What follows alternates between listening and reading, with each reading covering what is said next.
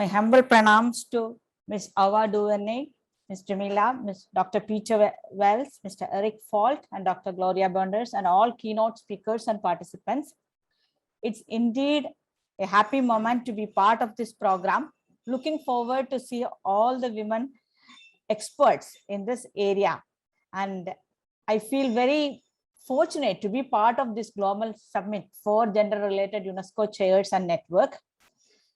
And being a woman myself, I hope this summit paves the way to shaping a world that holds a bright future for women all across the world. In this regard, let me just bring to you some of the key features of a university headed by world-renowned humanitarian leader, Mata Amrita Vishwa, known as Amma, whom each of the women can be proud of. So where Bhavani belongs, same place I belong to, from Amrita Vishwa Vidyapeetham. The university as of today has 6 campuses with 220 plus programs in multiple disciplines in management, engineering, science, medicine, biotechnology, agriculture, etc. What makes us different is the focus on interdisciplinary research with major research thrust and more than 30 plus centers of excellence spanning across areas in medical, engineering and biology, sustainability and resilient communities research, engineering, wireless networks and computer sciences combined together, computer science and biology, spirituality and sciences and management and society. In each of these areas, we have multiple centers which are working together to achieve the sustainable solutions required for the communities. Over the years, we have actually pioneered in several areas, and we were able to bring out the world's first IoT system for early detection of landslides, Asia's first upper arm transplant, India's first haptics and AI and big data technology for skill development. Not only that, over the years, the research funding has increased, and also we were able to bring in multi perspectives and multi-dimensional research integrated together to solve the societal challenges in a span of little over than 16 years in existence as Amrita University. We are very strong at educational technologies, where we are looking at how the educational access can be provided through online laboratories, virtual laboratories, and also skill-based education through online platforms, crowdsourcing platforms, medical education through computer-based medical simulation, and also a multi-modal multimedia e-learning platform, which is nationally developed and implemented in all across the country. All this have helped us over the years to climb the ladder of research excellence, which led us to have the as number 4 in the nationally as the university. We are ranked number 4 nationally in the country. Very recently, we are also very proud. We are the top category of NAC A++, which is a national accreditation, and we are known as the institution of eminence in the country. And also, we have been featured in the world rankings in this short span of time as number 1 private university in India with the number 1 international outlook, with the top 300 in clinical, preclinical, and top 400 in engineering, and top 500 in the computer science. What made us to reach is the distinctive edge we have, which was laid out by our Chancellor, Srimata Amrita Vishwa, who is the founding Chancellor. What are those vision and mission and goals which helped us to move into this ladder and take the right path? The major thing is, with respect to, we believe that education for life and education for living is needed.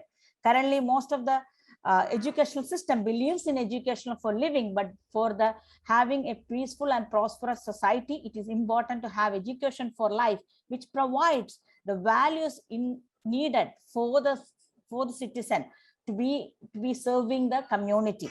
So these values, which we need to build an education system which bring in the culture, the traditions, the heritage from different societies, for the students to explore and understand, so that they understand how to work in this multicultural.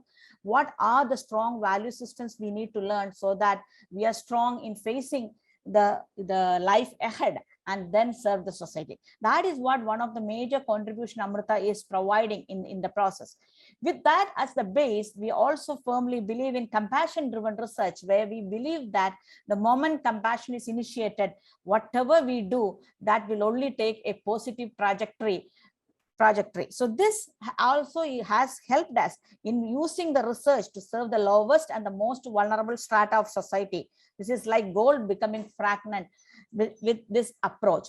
But as we do it, we also know that it is not enough to do something for the local or the regional need, because most of these challenges you experience is also globally available, in globally people are facing. So we also firmly believe global impact is one of the major need we have to address, and which we cannot do alone. We understand that, and we have very strong partnership where we work together with our synergistic and also complementary aspects, and bring out the two streams of culture together, and we make sure that we build in a bridge that will actually bring in the meaningful collaboration for a world-class university, and at the same time bring in sustainable solutions for the community. With this distinctive edge of these three main pillars, which or the philosophies with the university believe, what we are able to provide is from the base of Amma being the world-renowned humanitarian leader. Her guiding principles are helping this university to progress, and that has helped us to build an ecosystem which will provide an integration of cultural dimensions, at the same time work towards the social betterment, and build a collaborative ecosystem which bring in students, faculty, and community together, so that we are able to serve the society. To achieve this, several different ecosystems and pathways has been built in this university. One of the unique platform is Live in Labs, which is a multidisciplinary theory into practice program that facilitates research, development, and deployment of sustainable solutions for current challenges faced by rural communities in India. They look into the experiential learning, interdisciplinary research, innovative ideas, sustainable solutions, and life enrichment training. So what happens is, in the universities, in the classroom, you listen and learn. In the laboratory, you explore and experiment. Where do we experience? For the experience, we take our students to the village where they embrace the culture and they live in the community, so that they get the insights and they engage in every action the community member is doing. So they really understand what are the pain points, which helps them to design and innovate solutions. And in the university laboratories, they enhance it. Later, they implement it in the field, and then work out solutions and approaches which will empower the community, thus building the sustainable solutions. This is a short video which is recorded by the student who is part of the Live in Lab. Rather than making a formal interview session, we joined them in the fields to help them in their farming activities, like removing weeds,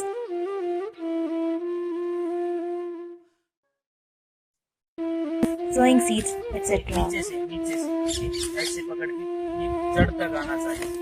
This helped in building a good bond between the farmers and us.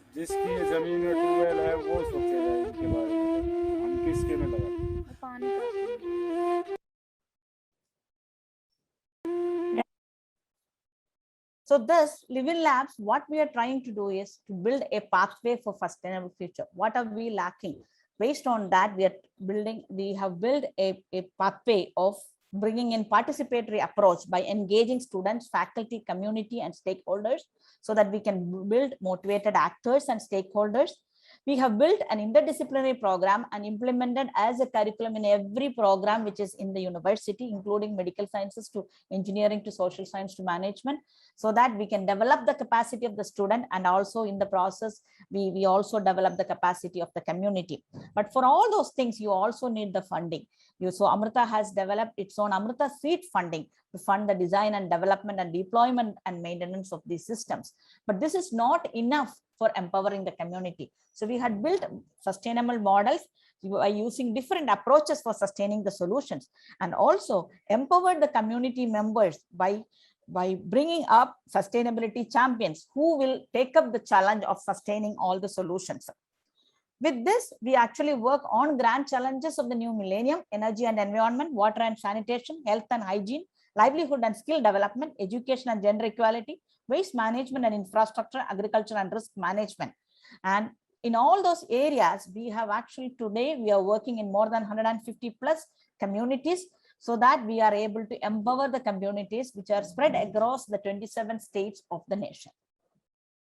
How is it different? It is actually taking the driving force as value-based education and compassion-driven research, which is basically looked upon to achieve the community empowerment and self-reliance in the communities by bringing in community participation, experiential learning, multi-dimensional pathway, collaborations by and with multidisciplinary teams. The students always work as multidisciplinary teams so that they are able to understand and take forward.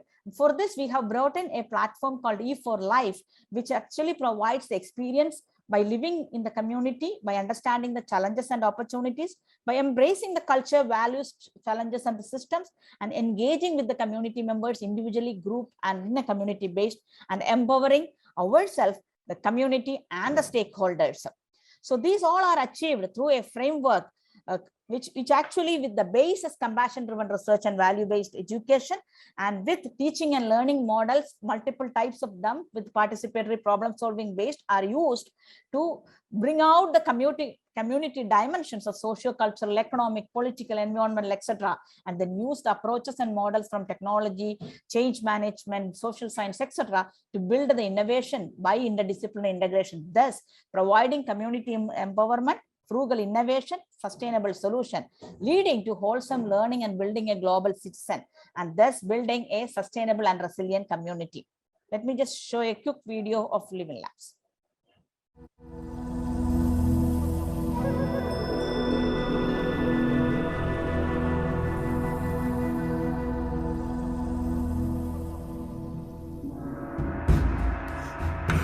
Human settlements in rural areas have always enjoyed a direct link with the surrounding natural environment.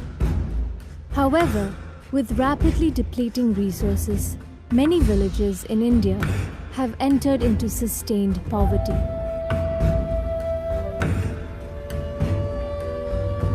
In 2013, Amrita Vishwa Vidyapeetham, guided by its Chancellor, Sri Mata Amritanandamayi Devi, launched the Living Labs program. We have made this program in such a manner that it has closely knitted the interdisciplinary domains together to bring in the solution. We give the students an opportunity to see the rural community, be in that environment, in the rural community, along with them, live with them. So automatically compassion will be generated in their heart, which provides them an opportunity to find out what are the challenges they are facing and how their technical knowledge can be used to provide it as a solution. The Living Labs program continuously strives to achieve the UN Sustainable Development Goals by fostering self-reliant communities.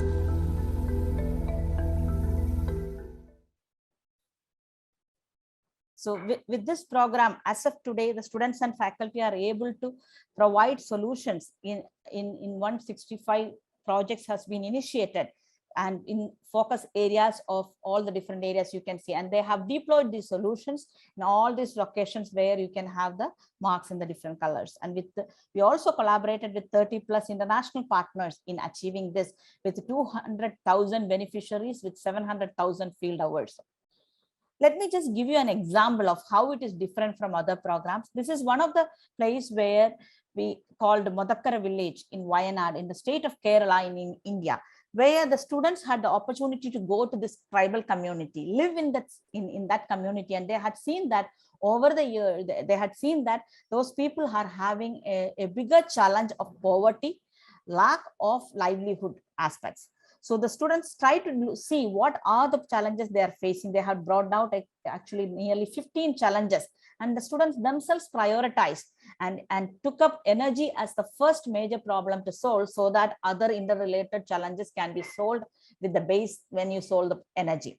And when they started off that work, they built a solar microgrid system for the community from 2014 till today. That particular village is littered by the electricity, the solar grid provided by the students. In the process of building this, what happened is when they had to build it, they couldn't build as a centralized system because of the difference of in the engagement in the different caste in the villages. The people were, especially women, were not where they will not come and engage with you, they will not talk to you, they belong to different castes, so they don't share resources between the castes. So you have to come unique solution to give them the sustainable solution. And so we had to build actually islanded microgrids for them. In the process, the students engaged deeper with them and understood all this is because they knew only one skill, which is lemongrass distillation. And the government has changed a rule saying that you cannot cut the firewood.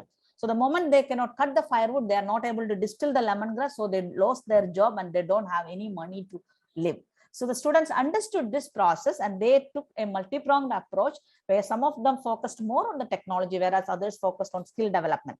On the technology-based one, they have developed the solar thermal-based system. Then they worked with the social science students in empowering this community to work with this solution. And at the same time, they worked with the management school students to build the social business model so that it can turn into the outcome as an alternate source of livelihood, and thus making it as a self-reliant community. And this also has provided not only livelihood and skill development, it actually provided educational access, because earlier when they didn't have the money and the parents from the morning to night they walk around to find a job, children never goes to the school, they used to roam around. So because of that, they were lacking education, they were dropping out. By bringing in this solution, you are also giving them an opportunity for education, of course, because parents are getting the time to spend with the students. So the solution, building the solution was not easy. It took a multi-year perspective. As you see in the figure, it actually went through 7 phases with multiple schools has been engaged at different phases to take forward.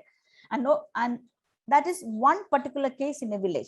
But in a village, if I give you another example, which is Guptapada, which is a village in the Orissa, how we have done is, over the years, we worked on multiple challenges. We worked on health, sanitation, water, livelihood, and skill development by giving them solution on smokeless cook stove, toilet building. For 360 beneficiaries, we have built water distribution system for all the 62 households, IoT-based mushroom cultivation, and Prime Minister Kaushal Vikas Yojana for 30+ women trained. So in all this work, it's not that the students just worked with the community. They brought in collaboration with the local governance called Panchayat. They trained the women.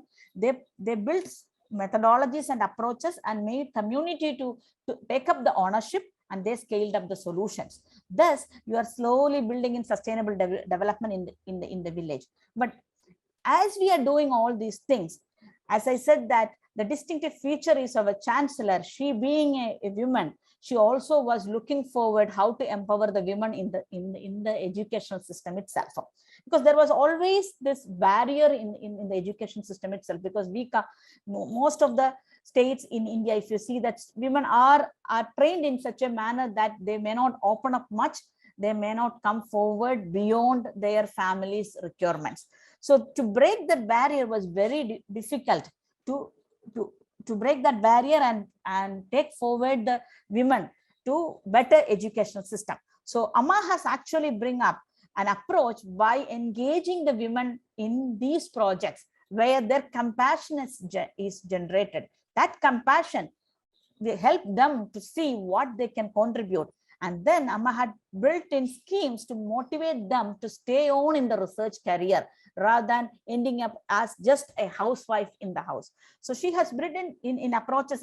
One example is like when the students finish a course, they just want a job and be in. So Amma has offered research assistant positions for a lot of women, a lot of girl students. And then while they are in the research assistant, they engage more in the research that ignites their research intentions. And then they enter into PhD on a long-term thing, which basically brought in a lot of diversity and inclusion in the community itself, to bring in more of the women to take the education as a major thing and also research as a major initiative and a career for them. This has helped Amrita to have more than 60% of Amrita students are women students. So she was able to bring both the heart part and the head part together to provide long-term sustainable solutions by engaging the university community and local governance, by bringing in proper ecosystems. So this has required the unparalleled leadership of Amma, compassion as the foundation which she laid out.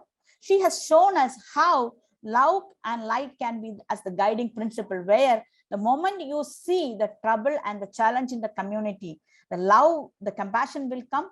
Naturally, it will generate the love, which will help you to take the pathway, which will give you the right output that will actually provide the light for the society. So thus, societal betterment she was able to bring out by bringing in together the heart and the head together, by providing love and light and building a better future generation for the world itself, so that we can solve the global challenges by holding the hands together. And this has helped us also to be one among the top in the impact ranking, ranked first in India and world's top in the 100. With SDG 5, we are 5th in the world, in gender equality in 8, and good health and well-being in 37, clean water and sanitation 52, industry, innovation and infrastructure, and also partnership goals in 200 in the world. With all these things, with the base as the societal betterment, community empowerment, I would firmly feel that let each one of us, I pray that let each one of us are able to generate love and light for the society. Om Lokaha Samastaha Sukhino Bhavantu. Lokaha Samastaha Sukhino Bhavantu. Lokaha Samastaha Sukhino Bhavantu. Om Shanti Shanti Shanti. Om Sri Gurubhyo Namaha. Hari Om. Thank you, everybody.